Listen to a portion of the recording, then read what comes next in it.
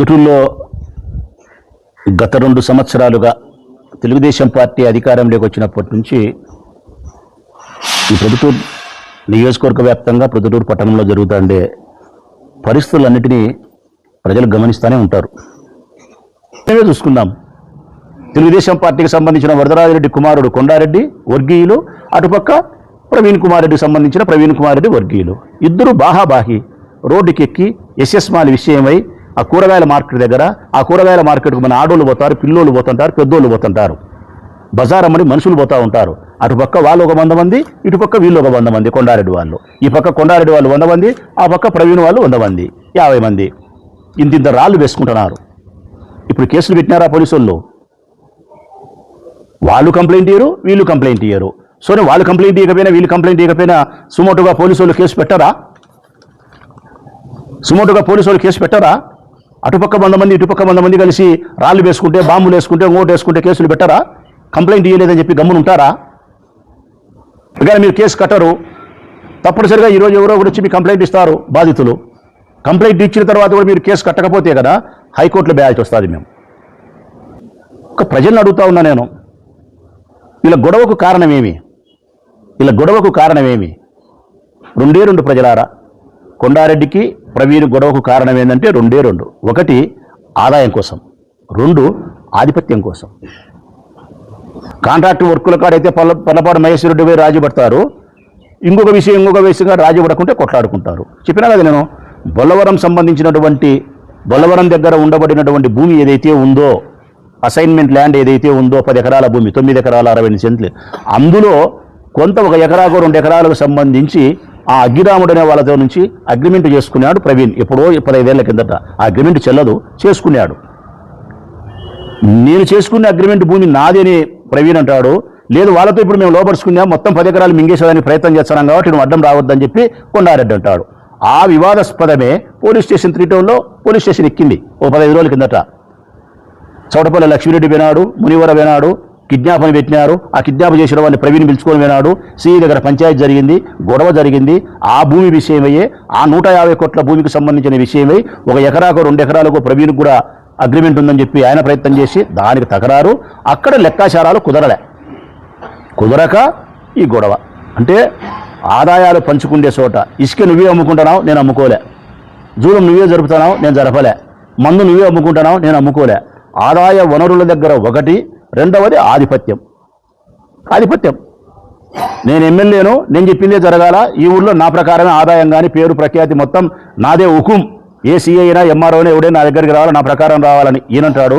నేను తెలుగుదేశం పార్టీలో అన్నిలో కష్టపడినటోని, ఇన్ఛార్జిగా ఉన్నటోని, నాకు పెత్తనం లేకుండా ఎట్లుంటుంది, నాకు కూడా పెత్తనం ఉంది, నేను తెలుగుదేశం పార్టీ అని చెప్పి ఈయనంటాడు. అంటే వీళ్ళ ఆదాయాల కోసం, వీళ్ళ ఆధిపత్యాల కోసం ప్రొద్దుటూరు పట్టణాన్ని శాంతి భద్రతలకు దూరంగా ప్రజలు భయభ్రాంతులకు గురి చేసే విధంగా గొడవలు పడతారా?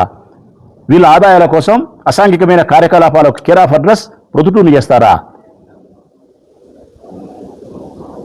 ఇంతకుముందు ఎలక్షన్లకు ముందు వీళ్ళు మాట్లాడే మాటలు, ఇప్పుడు ఈ ఊళ్ళో జరుగుతున్న చర్యలను గమనించమని ప్రజలు నేను అభ్యర్థిస్తా ఉన్నా. నేను కనీసం నా విజ్ఞప్తి ఈ తెలుగుదేశం పార్టీ నాయకులకు ఏంటంటే, అయ్యా కొత్త అభివృద్ధి కార్యక్రమాన్ని మీరు చేయకపోయినా పర్వాలే, వైఎస్ఆర్ కాంగ్రెస్ పార్టీ నాయకత్వంలో 5 సంవత్సరాల క్రితం మేము తెచ్చినటువంటి అభివృద్ధి కార్యక్రమాలు పూర్తి చేయండి.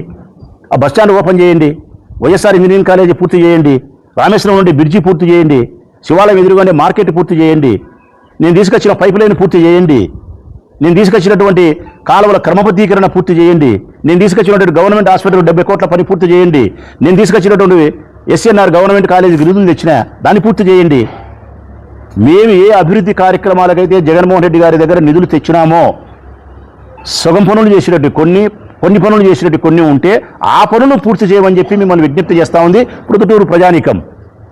ఆ ప్రొద్దుటూరు ప్రజల తరపునే నేను విజ్ఞప్తి చేస్తా ఉన్నా.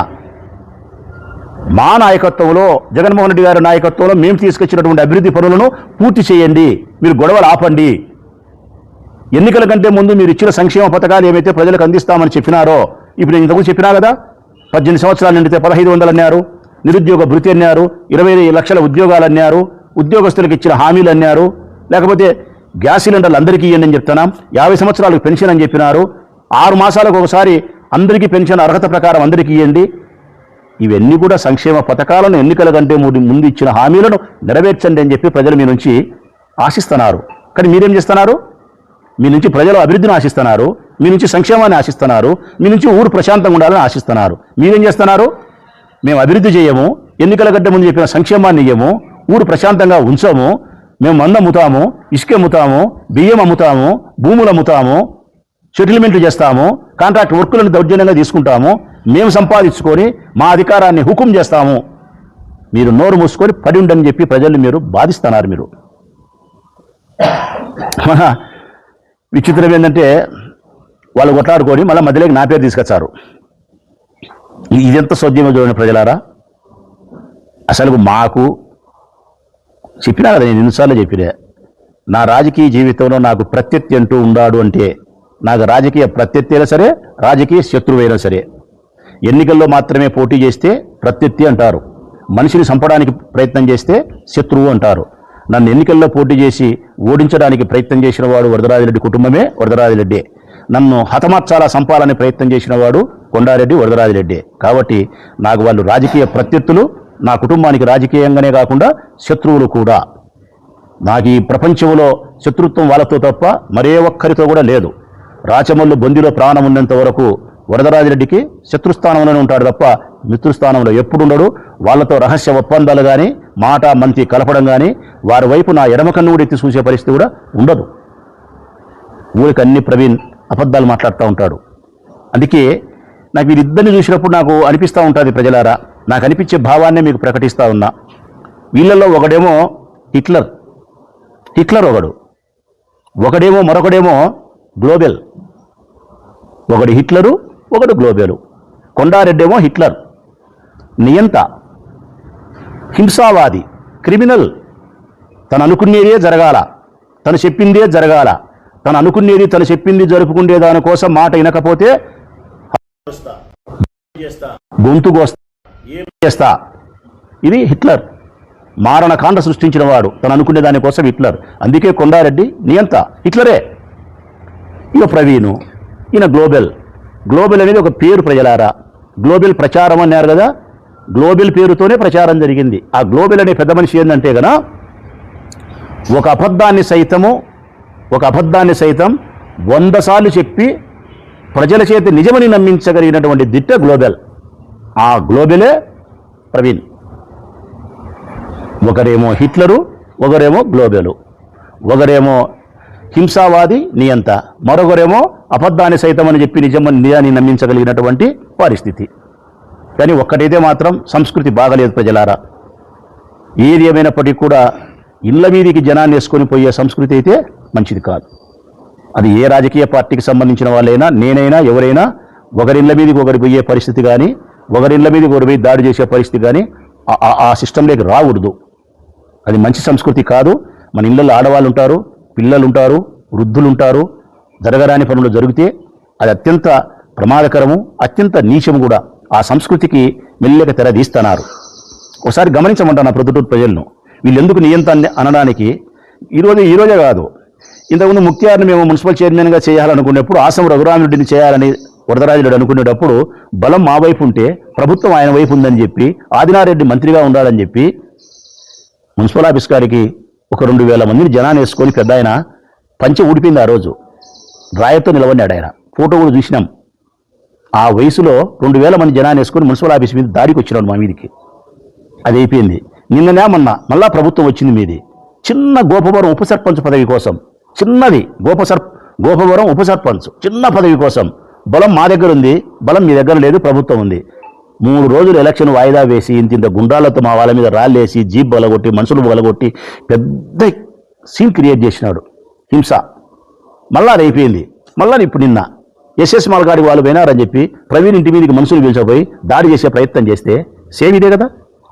అంటే మీ జీవిత పర్యంతరము మీరు దాడి చేస్తూనే ఉంటారు, హింసను ప్రేరేపిస్తూనే ఉంటారు, మీ నియంతృత్వపు పోకడు చేస్తూనే ఉంటారు.